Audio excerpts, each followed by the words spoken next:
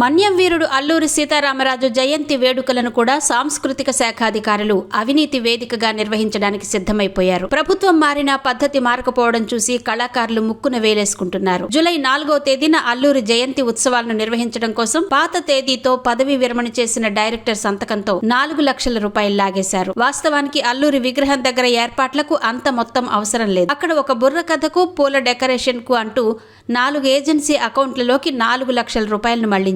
ఈ 4 ఏజెన్సీలు పాత డైరెక్టర్ మల్లికార్జున గుప్పెట్లో ఉన్నవారే కావడం విశేషం. అయినా 2024 జూన్ 20వ తేదీన ప్రభుత్వ ప్రధాన కార్యదర్శి నీరబ్ కుమార్ ప్రసాద్ ఇచ్చిన ఉత్తర్వులను అనుసరించి మల్లికార్జున పదవీ కాలం ఆ రోజుతోనే పూర్తయిపోయింది. కానీ రేపు జరిగే అల్లూరి సీతారామరాజు జయంతి నిర్వహణ మల్లికార్జున పాత తేదీతోనే నిర్వహిస్తుండడం సాంస్కృతిక శాఖలో ప్రశ్నార్థకంగా మిగిలింది. అయితే ఈ 4 లక్షల రూపాయలని పక్కన పెడితే సందట్లో సడేమియా అంటూ మల్లికార్జున మరో 20 లక్షల రూపాయలు లాగేశారు. ఎలాగంటారా? చూడండి. వచ్చే ఆగస్టు 29వ తేదీన గిడుగు రామ్మూర్తి పంతులు విగ్రహాన్ని విశాఖలో ఏర్పాటు చేయడానికి గతంలో 10 లక్షల రూపాయలు మంజూరైంది. వచ్చే ఆగస్టు 29వ తేదీన గిడుగు రామ్మూర్తి పంతులు విగ్రహాన్ని విశాఖలో ఏర్పాటు చేయడానికి గతంలో 10 లక్షల రూపాయలు మంజూరైంది. అలాగే భవిష్యత్తులో అంబేద్కర్ కార్యక్రమం నిర్వహించడానికి మరో 10 లక్షల రూపాయలు మంజూరై ఉంది.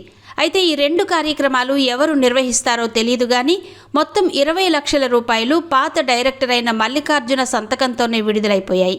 పాత ప్రభుత్వంలో సాంస్కృతిక కార్యక్రమాలకు 1 రూపాయి కూడా విడుదల చేసిన దాఖలాలు లేవు. దీంతో కళాకారులు నానా ఇబ్బందులు పడ్డ విషయం తెలిసిందే. అయితే ప్రభుత్వం మారినా పాత అధికారులు పాత సంతకాలతో ఫైళ్లు నడిపేసి నిధులు కాజేయడంపై విచారణ జరపాలని కళాభిమానులు, కళాకారులు డిమాండ్ చేస్తున్నారు.